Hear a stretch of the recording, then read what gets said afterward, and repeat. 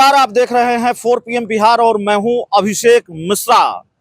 NDA में seat बंटवारे को लेकर ऐलान नहीं हुआ है।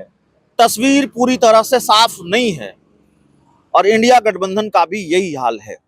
सीट बंटवारा यहां भी नहीं हुआ है, लेकिन एनडीए में और इंडिया गठबंधन में दोनों की मौजूदा राजनीतिक स्थिति और परिस्थिति में अंतर यह है, और खासकर नीतीश कुमार के इंडिया गठबंधन से अलग हो जाने के बाद, कि इंडिया गठबंधन में सीटों को लेकर कोई बहुत मारामारी की स्थिति, बहुत लड़ाई झगड़े वाली स्थिति नजर नहीं आती है।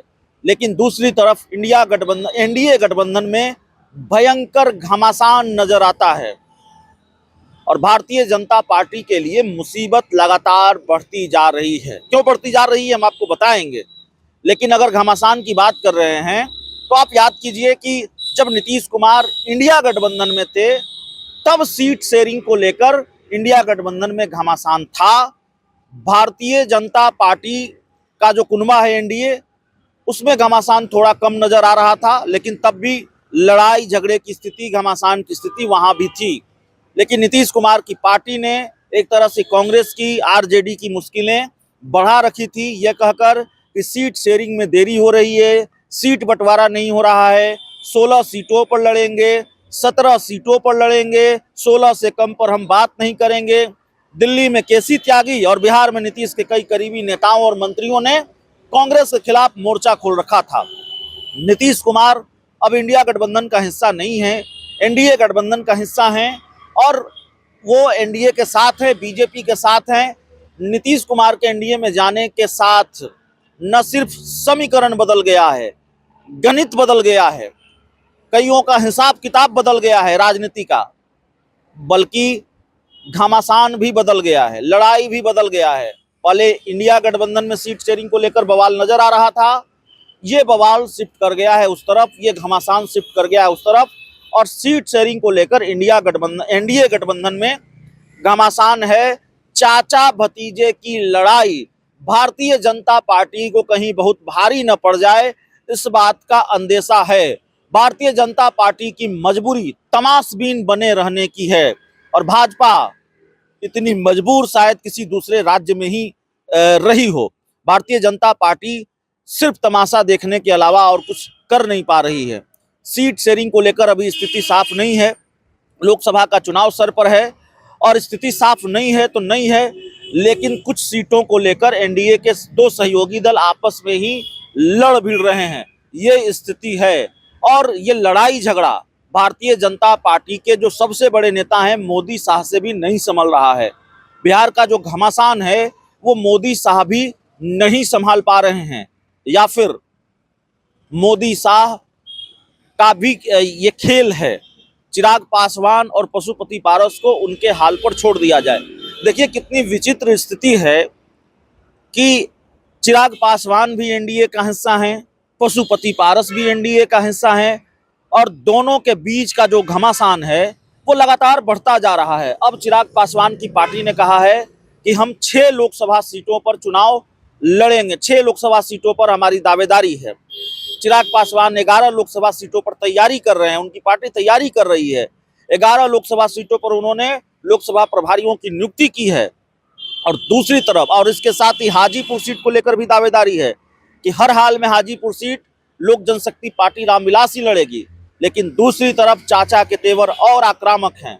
चाचा पशुपति पारस ये कह रहे हैं कि सिटिंग गेटिंग होता है राजनीति में, और सिटिंग गेटिंग से कोई समझौता होता नहीं है। हमारी जो सीटें हैं वो हमारी पास रहेगी, हम उन सीटों पर चुनाव लड़ेंगे। और चिराग पासवान के लिए यह डायलॉग लगातार बोला जा रहा है कि मेरे अंगने में तुम्हारा क्या काम है।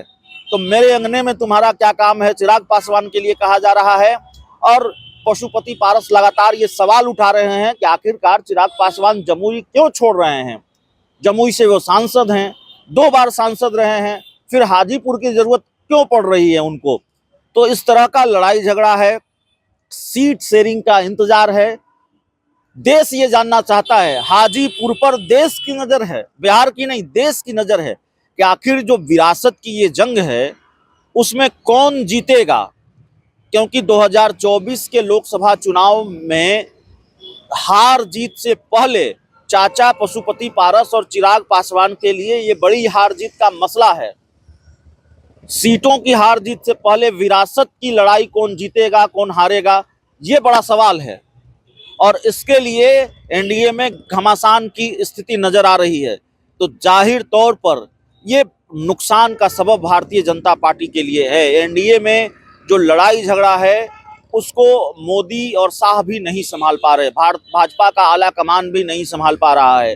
पशुपति पारस अपने सांसदों की परेड करा रहे हैं जेपी नड्डा के सामने, अमित शाह से मुलाकात हो रही है, बात हो रही है।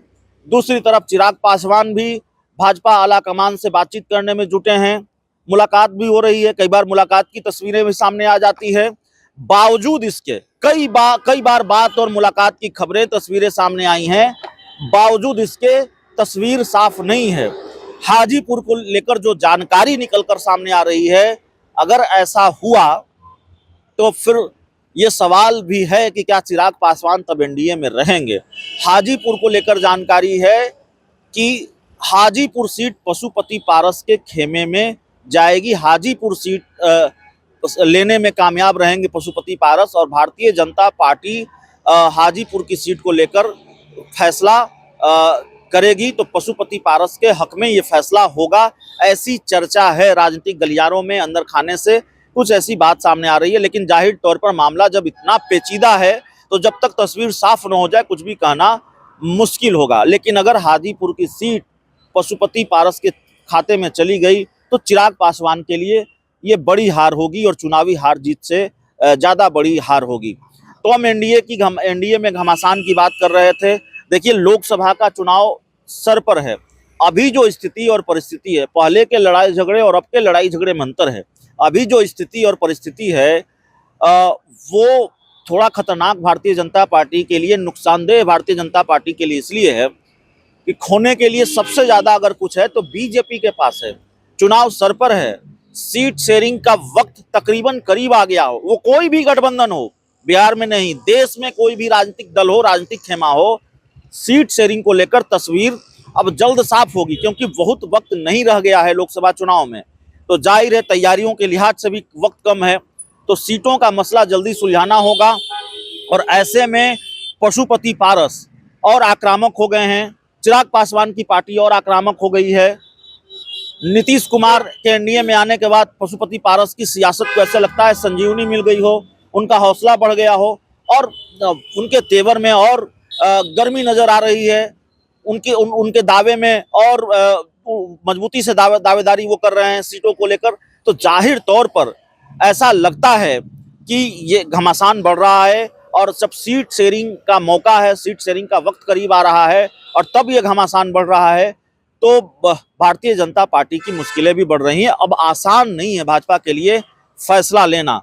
तो भारतीय जनता पार्टी को अपने विधायकों को बिहार में बचाने के लिए कवायद करनी पड़ती है। भारतीय जनता पार्टी को नीतीश की शर्तों पर नीतीश से गठबंधन करना पड़ता है। भारतीय जनता पार्टी को अपने ही खेमे का घमासान, अपने ही कुनबे का घमासान तमाशबीन बनकर देखना पड़ता है। तो इतनी मजबूर शायद ही किसी दूसरे राज्य में कहीं और भारतीय जनता पार्टी रही हो, लेकिन ये बिहार है और बिहार में भारतीय जनता पार्टी की स्थिति ये है, ये साफ तौर पर दिखाई दे रहा है। अगर पशुपति पारस और चिराग पासवान की जंग और तेज होगी, जो कि लगता है कि होगी, सीटों को लेकर जंग और तेज होगी, तो फिर जाहिर तौर पर बीजेपी की मुश्किलें भी बढ़ेगी। इस घमासान से नुकसान भारतीय जनता पार्टी का ज़्यादा होना है। बहुत बहुत धन्यवाद।